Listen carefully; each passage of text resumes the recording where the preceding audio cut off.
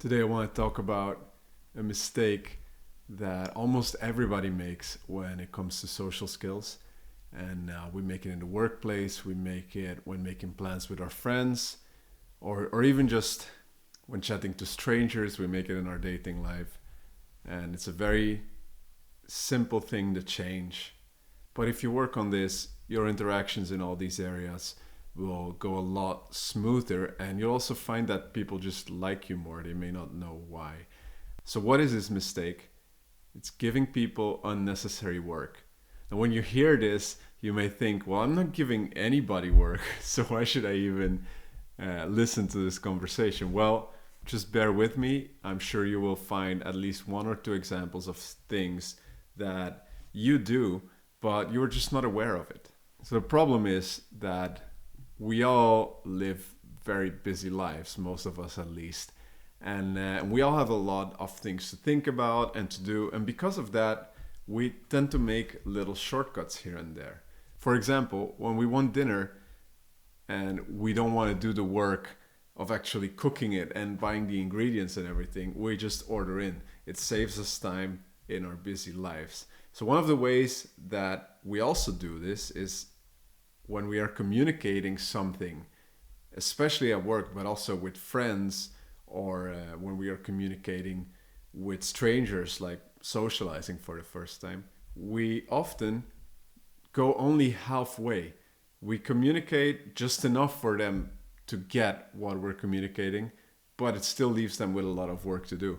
And we're not even aware that we are doing this because it's just something that we do intuitively to save ourselves the time and effort in our busy lives.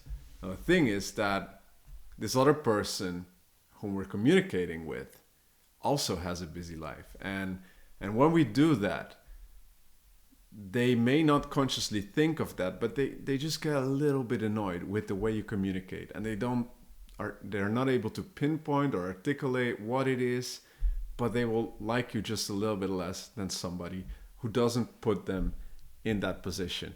Now, the good news is that changing this is super easy. It's just a bunch of small conversational habits that we can adjust. They don't take us a lot of extra work, but other people, they feel the difference. They feel that it's easier to engage with us. And I'm going to divide these tips into two halves. There are 4 tips which are for in the workplace, things that you can do when interacting with your coworkers, boss, or people that you manage. And the other half is 4 tips which you can use in your personal life with friends or people you date. Now, there's some overlap. You can listen to both and you can probably apply them together, but I think the distinction still makes sense. So let's start with the workplace. The first thing is to present solutions, not just problems. The very common thing that people do is they encounter a problem, something isn't working, and they will report on it. But when you just report a problem to somebody, you are basically dumping some unfun work on them. If instead you present your problem, I've noticed that this is happening, and here are 2 ideas that I have that could possibly solve it. That doesn't mean that your ideas have to be the absolute solution to the problem, but you get the ball rolling. You start the thought process at least, and the other person can build up on top of that. If you are always the one who is just reporting problems, not only are you dumping work on people, they will start to associate you with those problems, with the feeling of receiving those problems. If you're somebody who's presenting solutions, then you're actually helping them already. Like, whatever you report, whatever problem they experience, is softened by the solution that you offer. It's making things easier. It's making things more cooperative. Instead of them now feeling like you dumped something on them, you actually invited them to collaborate on this with you. Second, when you give negative feedback, make sure that that feedback contains information to turn it into something positive. I'm not talking about like compliment sandwiches, if you've heard about that. What I'm talking about is, instead of saying to somebody, I don't like this, tell them, I don't like this, and here is something that would make me like it. It's very annoying when you receive this kind of negative feedback, and it's very common where you for example, you make a presentation to a jury or whatever, and they just tell you it's not good. Well, what do you do with that information? Nothing. You go home, you make something new, and you have to subject it to their scrutiny again. And then it could be that you just receive the same useless feedback. I don't like it. So if you are in a position where you are managing people, or where you are grading people's work or rating people's work, and you do see suboptimal work, you can make this experience way nicer by actually guiding them towards how to make it better, instead of just offering a hollow rejection. Okay, tip number 3 for in the workplace is, when you write an email to somebody, always add a call to action at the end. When somebody took the work to read through your email once, it has to be very clear to them what it is that you want or need them to do after reading it. Do they need to reply to a question? Do they need to go and take some kind of action? Whatever it is, at the end, direct them to that. Because if you don't, they have to read the email again, and they have to wonder, what is it that this person wants me to do with it? And if they're not the kind of person that puts in that effort, then actually they won't do what you want them to do. So it's better for you as well. Make sure that it's very clear what the reason is for you sending that email. The fourth one is, when you refer somebody to something, lead them there. For example, instead of saying, as mentioned in last week's report, actually link them to last week's report. Or if you go to someone's office and you say, hey, I still need you to review this or that document, actually hand them the document, like present it to them, make it easy, make it a one click or one grab action to do so. Otherwise, they still have to do the work of figuring out where the thing is that you want to refer them to. And you probably know where it is because it's on your mind. So those are 4 things that will easily upgrade all your work interactions. People will be less annoyed with you. The ball will be kept rolling smoothly. When somebody works on something with you, these habits will also help that work speed along quicker. Now, what about your personal life, your social life? So here are 4 tips for that. First, make proposals instead of asking questions. And this particularly pertains to making plans with friends or your partner. For example, very common is people asking, where should we go for dinner? What should we do tonight? What should we have? Which movie should we watch? If you're asking these kind of questions to people, especially when what you're about to do is relax, you're adding work to their plate. You're actually handing over the responsibility for them to do all the work. Now, it's okay to involve them in that decision, but if you make a proposal, then it gives them somewhere to start. So instead of saying, what should we eat tonight? You can say, I'm in the mood for Mexican. So the difference between this is very big. If you ask somebody, what should we eat?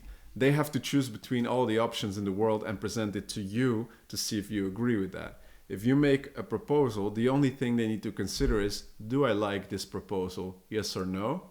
If they like it, then great. The interaction is already done. If they don't, then they can make a counter proposal. But it is just way less work for them to do so. Instead of asking, what do we do tonight? You can say, hey, I feel like dancing. And they can decide if they feel like dancing or not. If they don't, they can reply with, well, I'm actually feeling more kind of in a chill mood, let's stay in. But if you're asking them, what should we do tonight? They have to check in with all the possible options again. So this is a very easy way to make those conversations go smoother and to make people feel like the interactions with you are just more easy. They just flow nicer. They don't have to work as much. You can also use this in dating. Instead of going to somebody you like and say, would you like to have coffee with me someday? Just say, hey, I would like to have coffee with you. The big difference here again is if you ask them, would you like, they actually have to think about everything they know about you. Do I like this person? Do I want to go on a date with them? And then when you use the word sometime, they still have to think about all the possible times where it could fit in their lives. Now, if you make a very clear proposal, on this day I have some free time and I would like to spend it with you, all they have to ask themselves is, okay, Thursday, do I want to have coffee with a person? Sure. The plus side is you also come across as more confident and less needy because you're making statements instead of asking questions. So this is a double win. You'll be perceived as more attractive as well.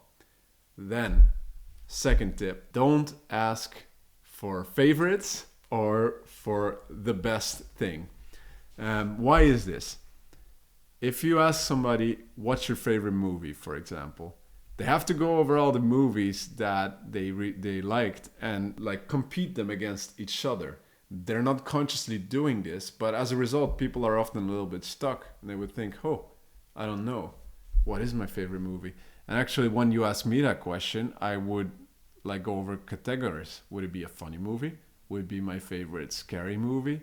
I mean, I have different reasons to like movies, but if you just instead ask for, what's a really funny movie you saw recently? Or what was a really beautiful movie you saw recently? They can just tell you the last one they really liked, and it actually gives you similar information. It shows you what they like, it gives you a recommendation. You achieve the same thing. In the same way, instead of saying, what's the best restaurant in New York, you can just ask them, last time you went to New York, what did you eat that was really good? It's way easier because they can just go back to a memory and give you that one specific thing. So it's another easy way to make people work a little bit less in conversations. Now, tip number 3 in your social life is don't make people Google. What happens a lot is we will recommend something to somebody because we think they will enjoy it, and we'll tell them, oh, you have to look this thing up. Like type this in Google or in YouTube, or check out the latest single from that famous artist. Now instead, just send it to them. Just say, hey, I've got something I think you'll like, and you take that 30 seconds of effort to send it to them. And the plus side is they'll actually receive what you want them to see, because if they are going to Google or look up whatever it is you're recommending to them, they have a different algorithm, they may find different things, it requires work from them. It's actually likely that they never will, even though you wanted to share that with them. And then the last one is do not drop question bait. So what's question bait? I don't know if this is actually a term. It seems appropriate for what it is. So at the most basic level, it is making a statement and then waiting for the other person to ask a question which you are going to answer anyway. A great example, you walk in a room and you say, oh guys, I have some great news to share with you. And then you stop talking, right? Until somebody says, really? What's the great news? Don't make them do that. Just go on and share the news, right? Because this question is unnecessary work. We all know you're going to say it. But there are more covert ways of question bait as well. For example, somebody could ask you if you want to join them for a sports activity tomorrow, and you will say, no, I can't because of the thing with my shoulder. But then what needs to happen is for the other person to ask, oh, what happened with your shoulder? This is a really annoying position to be in, because this is just not necessary. If you would instead continue and telling them about your shoulder, you're making them do less work. And again, like, you're saving them that little bit of extra to-dos in the conversations. Everything just flows more smoothly. Everybody's happier. So that's it. These are 8 things total, which are very easy to implement. There are small shifts to make, but they really make a big difference in how conversations and interactions flow between you and the people at work, the people you date, the friends that you make plans with. If you know more examples of this, how to help the other person have to do less work, please let me know inside the comments. If I get enough of them, I will compile them in another video so that they can be shared with anyone to whom this is helpful as well. And if you enjoyed this conversation and you want to see more of it, just subscribe to the channel below. At least once a week, I'm posting either a video or a podcast which can help you connect with people, improve your relationships, and just improve the way that we all engage with each other.